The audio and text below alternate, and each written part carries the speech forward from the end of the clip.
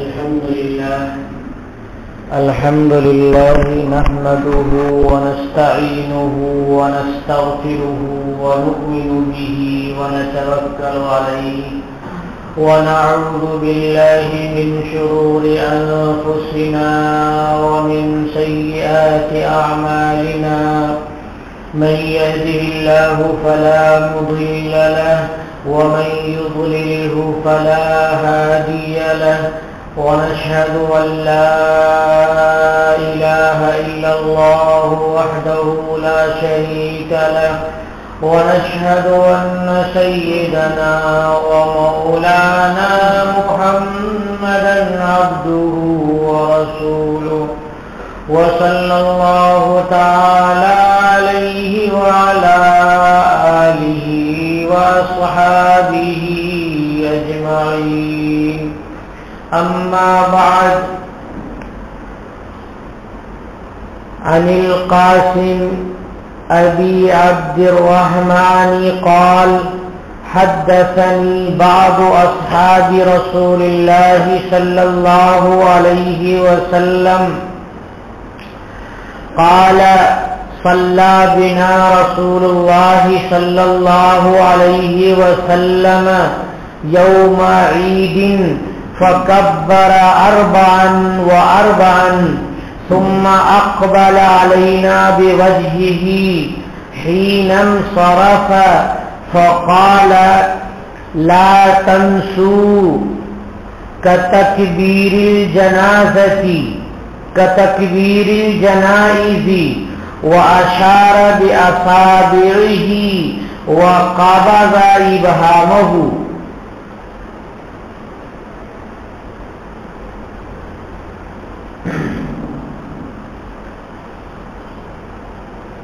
محترم حضرات، اور میری آواز اگر خواتین تک پہنچ رہی ہیں تو میری مائیں اور بہنیں، اللہ تبارک و تعالی نے ہر قوم میں، ہر مذہب میں خوشی کے دن، خوشی منانے کے طریقے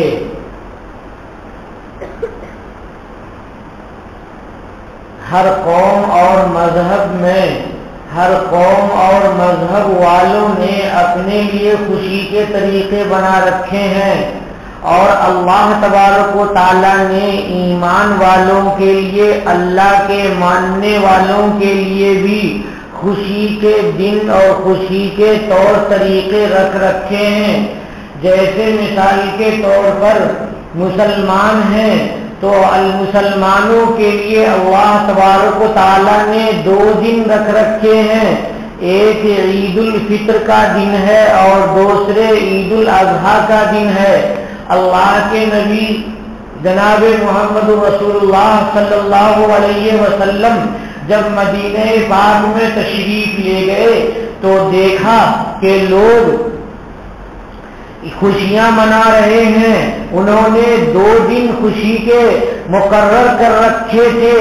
ایک کا نام مہرجان تھا اور ایک کا نام نیروز تھا.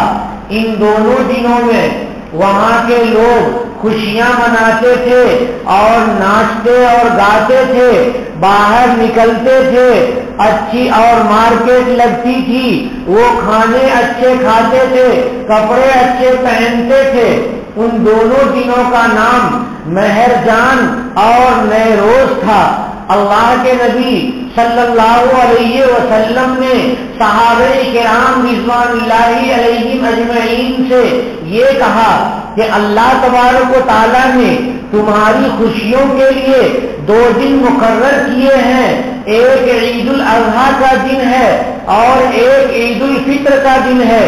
عید الفطر کے دن مسلمان خوشیاں منائے، عید الاضحیٰ کے دن مسلمان خوشیاں منائے، مگر اللہ تبارک و تعالیٰ نے ان دونوں خوشیوں کے دنوں کو بھی اپنی اطاعت اور فرما برداری کے انداز میں منانے کو ارشاد فرمایا کہ ہماری عید، مسلمانوں کی عید ایسی ہوتی ہے کہ اس عید میں کوئی فحاشی نہیں ہوتی، مسلمانوں کی عید میں کوئی گناہ کا کام نہیں ہوتا. مسلمانوں کی عید میں نہایت ہی سلیقے سے اللہ تبارک و تعالیٰ کی تکبیر بندہ پڑھتا ہے اللہ اکبر لا الہ الا اللہ واللہ اکبر وللہ الحمد. یہ تکبیر انسان پڑھتا ہوا اپنے گھر سے نکلتا ہے, عیدگاہ کی طرف جاتا ہے, اور چونکہ اللہ تبارک و تعالیٰ نے عید اور بقرعید کی خوشی عنایت فرمائی تو اللہ کی تکبیریں بار بار پڑھتا ہے, اور پھر شکرانے میں 2 رکعت نماز ادا کرتا ہے, اور نماز ادا کرنے کے بعد اپنے گھر آتا ہے. اللہ تبارک و تعالیٰ نے بقرعید کے دنوں میں گوشت کا انتظام کر رکھا ہے, اور عید کے دن بھی اللہ نے اجازت دی ہے کہ حلال رزق تم جتنا چاہو اور جیسا چاہو وہ بنا کر کے کھا سکتے ہو. یہ اللہ تبارک و تعالیٰ کی طرف سے اجازت ہے. اللہ کے نبی جناب محمد رسول اللہ صلی اللہ علیہ وسلم نے بقرعید کے دنوں کے لیے ارشاد فرمایا ایام اکل و شرب و بیعال. یہ کھانے کے دن ہیں, یہ پینے کے دن ہیں, اور میاں بیوی کی خوشی کے دن ہیں. یہ اللہ تبارک و تعالیٰ نے اللہ کے نبی صلی اللہ علیہ وسلم کے ذریعے ہمیں بتا دیا کہ ہمیں عید کے اندر بھی خوشیاں منانی ہیں, تو ہمیں ایک دائرے کے اندر رہنا ہے. جیسے دوسری قومیں خوشیاں مناتی ہیں تو جوش میں آ کر کے کیچڑ دوسرے کے اوپر ڈال رہی ہے, دوسری قومیں خوشیاں مناتی ہیں تو رنگ دوسرے کے اوپر ڈال دیتے ہیں, وہ خوشیاں مناتے ہیں تو ایک دوسرے کو تکلیف پہنچاتے ہیں.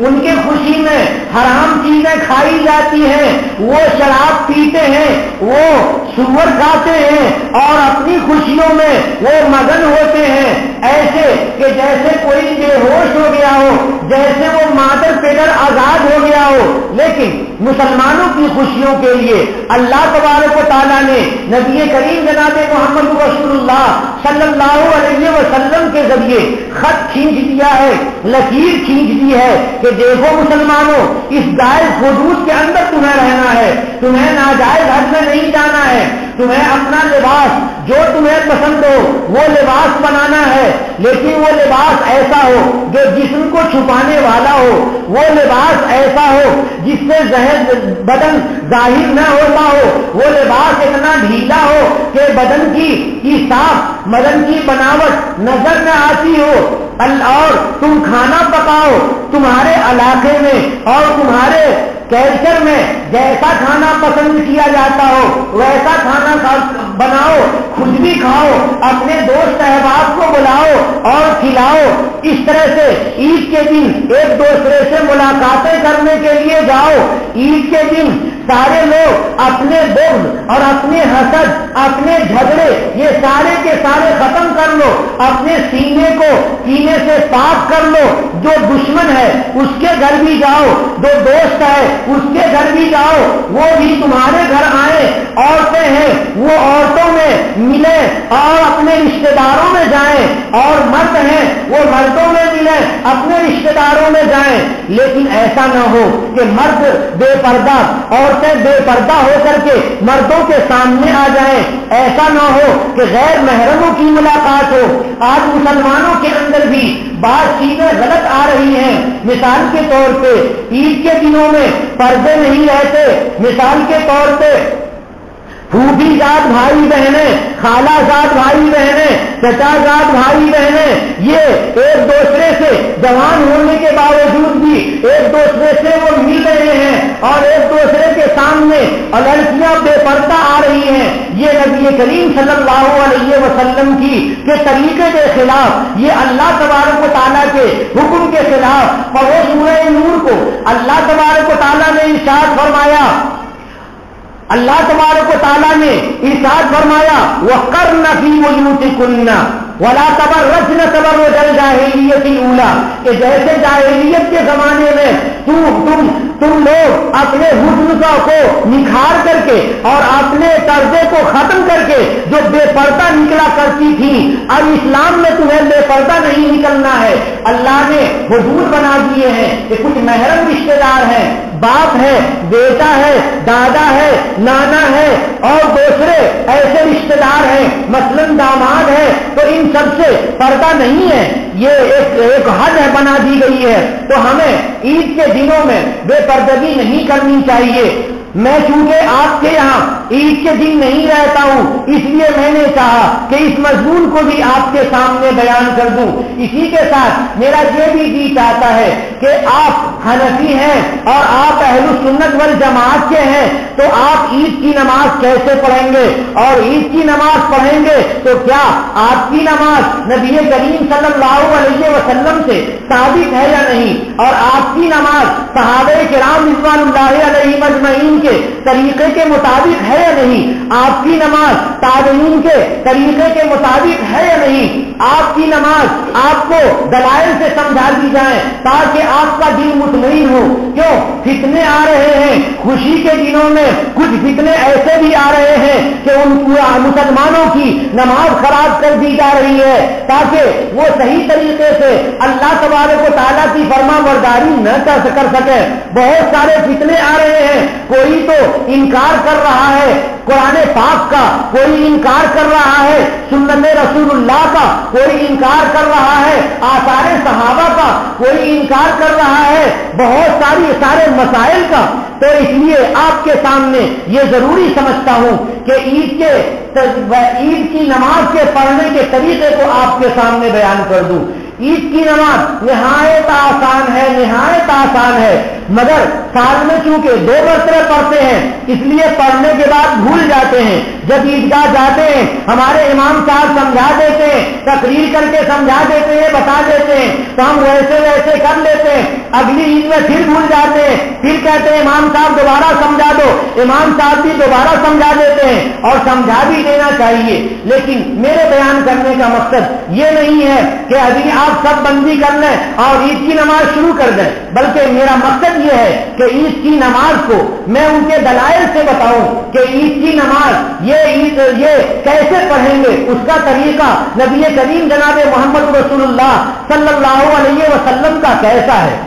ईद की नमाज जैसे 2 रकत नफल पढ़ते हैं, 2 रकत कोई भी नमाज पढ़ते हैं, रुकू सजदे करते हैं, क़िराअत करते हैं, बस वैसी ही है, कोई फर्क नहीं है। सिर्फ फर्क है तकबीर का। पहली रकत में 3 तकबीरें जायद हैं और दूसरी रकत में 3 तकबीरें जायद हैं। पहली रकत में तकबीरे तहरीमा के बाद सना पढ़ते हैं, सुब्हानक अल्लाहुम्मा व बिहम्दिका व तबारक अस्मुका व तआला जद्दुका व ला इलाहा गैरुका। फिर उसके बाद 3 तकबीरें कहते हैं। तीसरी तकबीर में हाथ बांध लेते हैं और इमाम साहब क़िराअत करते हैं, उसके बाद रुकू करते हैं, फिर सजदे करते हैं और फिर दूसरी रकत के लिए वो खड़े हो जाते हैं। तो दूसरी रकत में पहले वो क़िराअत करते हैं, क़िराअत करने के बाद रुकू में जाने से पहले क़िराअत करके वो रुक जाते हैं और उसके बाद तकबीर कहते हैं। एक तकबीर कहा, हाथ छोड़ दिया, दूसरी तकबीर कही, हाथ छोड़ दी और तीसरी तकबीर कही, हाथ छोड़ दी और चौथी तकबीर रुकू की तकबीर है। उस तकबीर में अल्लाहु अकबर कहते हुए सीधे रुकू में चले जाते हैं। बस उसके बाद कौमा किया, खड़े हो गए, फिर सजदा किया और सजदा करने के बाद कादा किया, कादा करने के बाद सलाम फेर दिया। ईद की नमाज पूरी हो गई। सिर्फ मसला आता है तकबीर कितनी कहेंगे। तो मैंने तकबीर के लिए आपके सामने नबी करीम सल्लल्लाहु अलैहि वसल्लम का एक तरीका पढ़ा, जिस तरीके को नबी करीम हजरत अबू अब्दुर्रहमान कासिम अबू अब्दुर्रहमान नकल करते हैं कि बाद सहाबे किराम से मैंने ये हदीस शरीफ सुनी कि नबी करीम सल्लल्लाहु अलैहि वसल्लम ने हम सबको ईद की नमाज पढ़ाई और हुजूर ने पहली रकत में 4 तकबीर कही और फिर दूसरी रकत में 4 तकबीर कही। फकब्बर अरबान व अरबान पहली रकत में भी और दूसरी रकत में भी 4 का मतलब क्या हुआ कि जैसे हमने نماز شروع کی اور اللہ اکبر تکبیر تحریمہ کہہ کر کے اور تھوڑا ثنا کے لیے ہم رکے اور اس کے بعد دوسری تکبیر کہی، کتنی ہوئی؟ 2 ہوئی، پھر تیسری کہی 3 ہوئی، پھر چوتھی کہہ کر کے ہاتھ باندھ لی، تو یہ چاروں تکبیریں ہیں۔ ایک کو شمار کیا گیا ہے جو نماز میں تحریمہ کی تکبیر ہوتی ہے، اس کو شمار کیا گیا، کتنی تکبیر ہوئی؟ 4 تکبیر ہوئی۔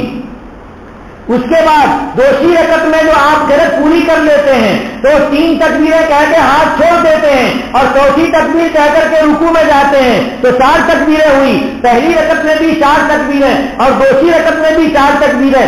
یہ نہیں سمجھنا چاہیے کہ یہاں پر جو 4 کہا گیا ہے ہم تو 3 کرتے ہیں تو غلط ہو گئے، نہیں، سارے فقہائے کرام نے، صحابہ کرام نے، تابعین اعظام نے اسی مضمون کو بیان کیا ہے۔ حضرت امام ابو حنیفہ رحمۃ اللہ علیہ نے، ان کے شاگرد حضرت امام ابو یوسف نے اور امام محمد نے یہی مضمون بیان کیا ہے۔ کیا ہے کہ فکبر اربعا و اربعا، نماز پوری ہو گئی، ثم اقبل علینا بوجہہ حین انصرف، پھر نبی کریم صلی اللہ علیہ وسلم جب نماز پڑھ چکے تو ہماری طرف رخ کر کے بولنے لگے، ہماری طرف توجہ کی، حضور نے اپنا چہرہ ہماری طرف کیا، فرمایا لا تنسوا کتکبیرۃ الجنائز، ارے بھائیو بھول مت جانا، عید کی نماز میں جو ہم نے تک پڑھایا بھول مت جانا، نماز میں 4 تکبیریں کہتے ہو نا، ویسے ہی پہلی رکعت میں بھی اور ویسے ہی دوسری رکعت میں بھی، کتنی آسانی سے حضور نے سمجھا دیا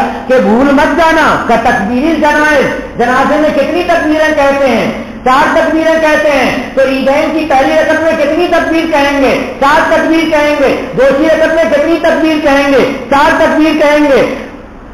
وہ اشارہ، اور حضور نے 4 کہہ کر کے اشارہ کیا، کیسے اشارہ کیا؟ وہ اشارہ باصابعہ، اپنے ہاتھ سے اشارہ کیا، وہ قبض ابہامہ، ابہام کہتے ہیں انگوٹھے کو، اور انگوٹھے کو حضور نے سمیٹ لیا اور 4 کہہ کر کے بتایا کہ یہ 4 طرح سے جو ہاتھ میں کی 4 انگلیاں ہیں، یاد رکھنا جنازے میں بھی تم پڑھتے ہو 4 تکبیریں اور عید میں بھی تمہیں 4 تکبیر پہلی رکعت میں کہنی ہے، اس کا دھیان رکھے رہنا، مسلسل 4 تکبیریں ہیں پہلی رکعت میں بھی اور دوسری رکعت میں بھی۔ پہلی رکعت میں جو 1 تکبیر تحریمہ ہے اور 3 زائد ہے، اور دوسری تکبیر میں 1 تکبیر رکوع ہے اور 3 زیادہ ہے، جب سب کو ملائیں گے تو کتنے ہو جائیں گے؟ 4 اور 4 8 تکبیریں سے نماز ہو جائے گی۔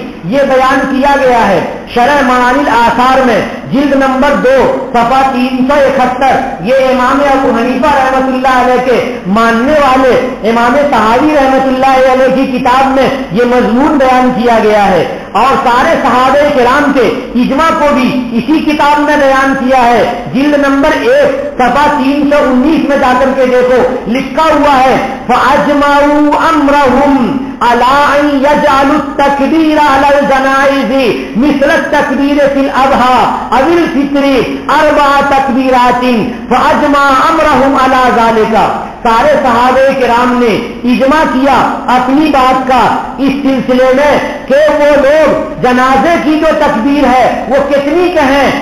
مثل تکبیر فی الاضحیٰ والفطر، کہ جیسے عید الاضحیٰ کی تکبیر میں 4 ہوتی ہیں تکبیریں، جیسے عید الفطر کی تکبیروں میں 4 تکبیریں ہوتی ہیں، 4 تکبیرات 4 تکبیریں ہیں، اسی طرح سے جنازے کی نماز میں بھی 4 تکبیر ہونی چاہیے۔ یہ مضمون چونکہ جنازے کے بیان میں بیان کیا گیا ہے صحابہ کرام کے اجماع کو، اس لیے کہا جا رہا ہے کہ جنازے میں 4 تکبیر ہونی چاہیے جیسے عید میں 4 تکبیر ہوتی ہے۔ ہم ایسے بھی کہہ سکتے ہیں کہ عید میں 4 تکبیر ہونی چاہیے پہلی رکعت میں اور دوسری رکعت میں 4 تکبیر ہونی چاہیے، جیسے جنازے کے لیے ہم کھڑے ہوتے ہیں اور 4 تکبیر کہتے ہیں۔ فَأَجْمَعَ أَمْرَهُمْ عَلَىٰ ذَلِكَ، صحابہ کرام نے اس بات پر اتفاق کر لیا۔ اب ہم نے بتایا آپ کو کہ ہم کس کو مانتے ہیں؟ اللہ کی کتاب کو مانتے ہیں، اللہ کے نبی کی سنت کو مانتے ہیں اور صحابہ کرام کو مانتے ہیں، صحابہ کرام کے اجماع کو مانتے ہیں، صحابہ کرام کے آثار کو مانتے ہیں۔ تو جب صحابہ کرام نے اجماع کر لیا تو اب ہمیں بولنے کی ضرورت نہیں ہے، کیوں کہ نبی کریم صلی اللہ علیہ وسلم ایک آئینے کی طرح ہیں، اور صحابہ کرام رضوان اللہ علیہم اجمعین اس میں کھڑے ہو کر کے اپنی شخصیت کو ٹھیک کر رہے ہیں کہ کیا ہم حضور کے طریقے پر ہیں یا نہیں ہیں۔ ایک بال برابر بھی کوئی صحابی دین سے ہٹا ہوا نہیں۔ اگر کوئی صحابی ایسی غلطی کرتا تو سارے صحابہ کرام مل کر کے تلوار کی نوک سے صحیح کر دیتے۔ حضرت عمر نے کہا کہ میرے سے تم لوگ ڈرتے ہو، لیکن اگر میں کوئی غلطی کروں اور دین میں کوئی بات پیدا کر دوں تو کیا کرو گے؟ ایک صحابی کھڑے ہوئے اور کہنے لگے حضرت یہ تلوار سے ہم سیدھا کر دیں گے، آپ کیوں پریشان ہو رہے ہیں، ہم سیدھا کر دیں گے۔ تو حضرت عمر جیسا آدمی یا کوئی جابر بادشاہ بھی جرأت نہیں کر سکتا تھا، کیونکہ دین کو سمجھایا نبی کریم صلی اللہ علیہ وسلم نے، اور یہ دین قیامت تک رہنے کے لیے اللہ ہے، ایسا نہیں کہ بس اسی خیر القرون کے لیے دین ہے۔ اور خیر القرون کو اللہ کے نبی نے نمونہ بنایا، صحابہ کو اپنے کو نمونہ بنایا، صحابہ کو نمونہ بنایا، تابعین کو نمونہ بنایا۔ فرمایا نبی کریم صلی اللہ علیہ وسلم نے خیر القرون قرنی، بہترین زمانہ میرا زمانہ ہے، ثم الذین یلونہم، پھر ان لوگوں کا زمانہ ہے جو میرے سے لگے ہوئے ہیں۔ وہ کون ہیں؟ صحابہ کرام کا زمانہ ہے۔ ثم الذین یلونہم، اس کے بعد کن کا زمانہ ہے؟ تابعین کا زمانہ ہے، وہ بھی زمانہ خیر کا ہے۔ یہ تین زمانوں میں جو چیزیں ثابت ہیں وہی اسلام ہے۔ اور تین زمانوں سے ہٹ کر کے اگر کوئی آدمی یہ کہتا ہے کہ ان تین زمانوں میں غلطی تھی، خیر القرون میں غلطی تھی، تو خیر القرون میں تو خیر ہے، اور وہ جو کہہ رہا ہے اس کے اندر شر ہے۔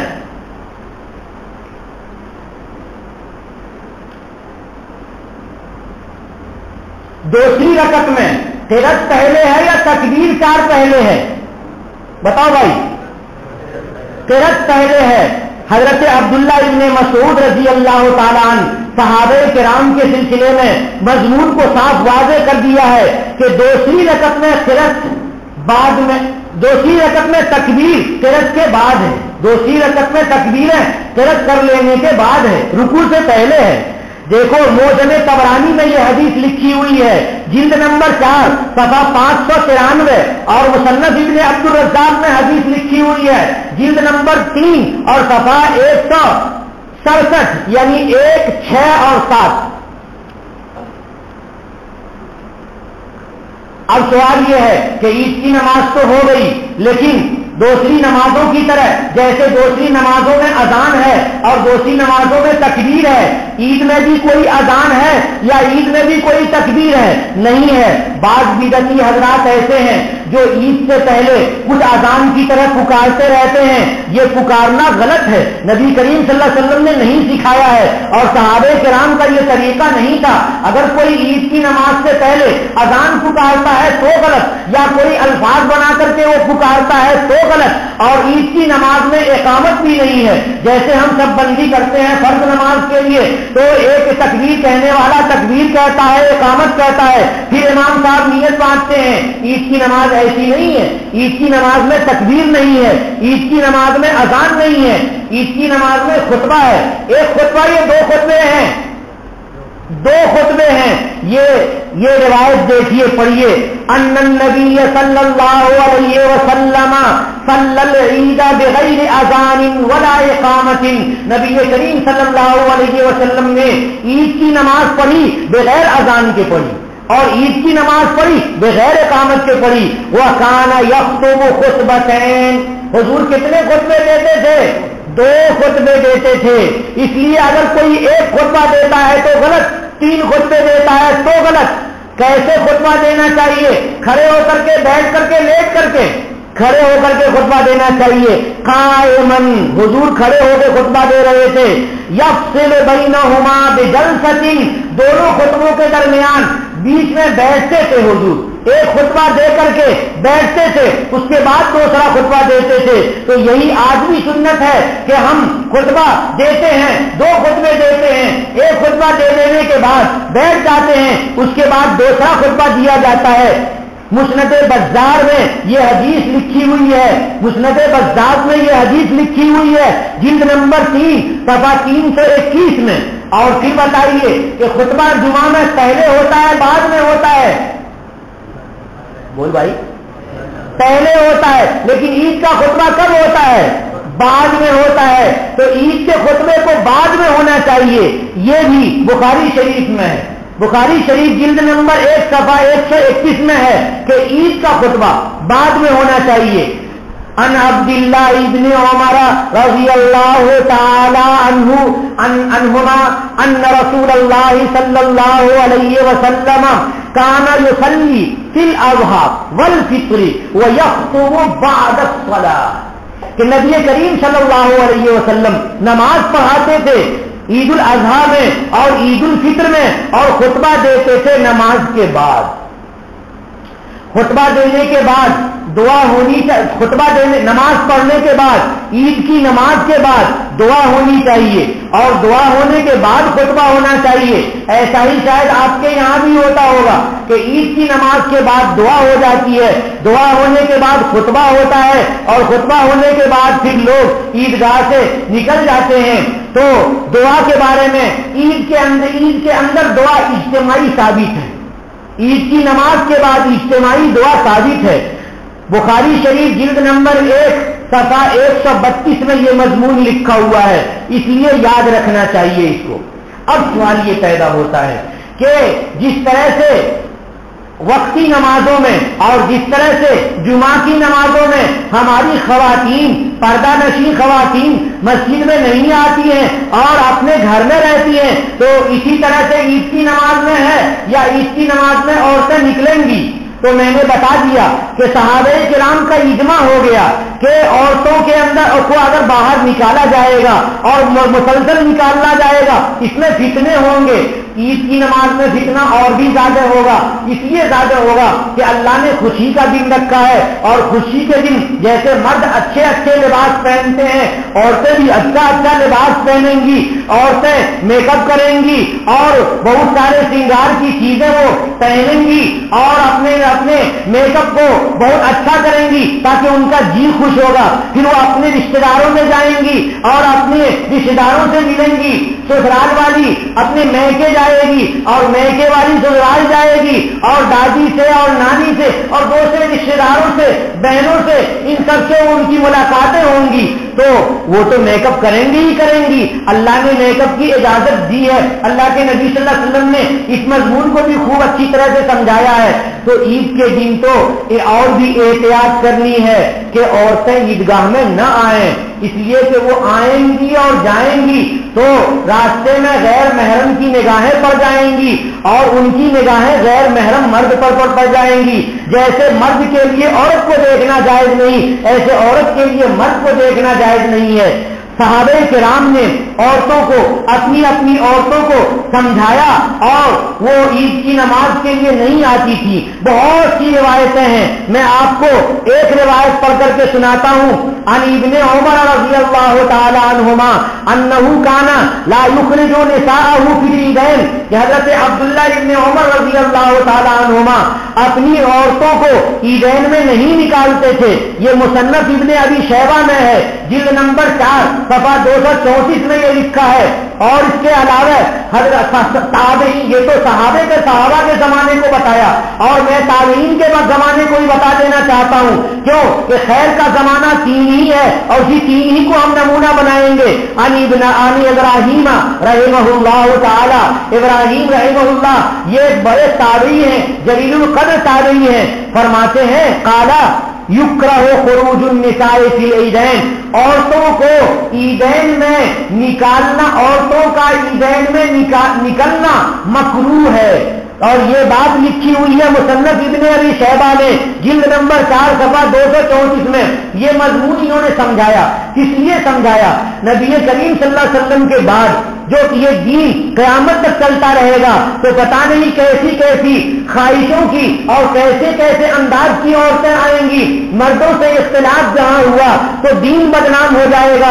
اگر عورتیں مسجد میں آئیں گی, مسجد میں اعتکاف کریں گی تو بھی غلطیاں ہو سکتی ہیں, دین بدنام ہو جائے گا. عورتیں جمعہ کی نماز میں آئیں گی تو دین بدنام ہو جائے گا. عورتیں عیدگاہ میں جائیں گی تو دین بدنام ہو جائے گا. ہمارے دین کو بدنام نہیں ہونا ہے, ہمارے مسلمانوں کو بدنام نہیں ہونا ہے.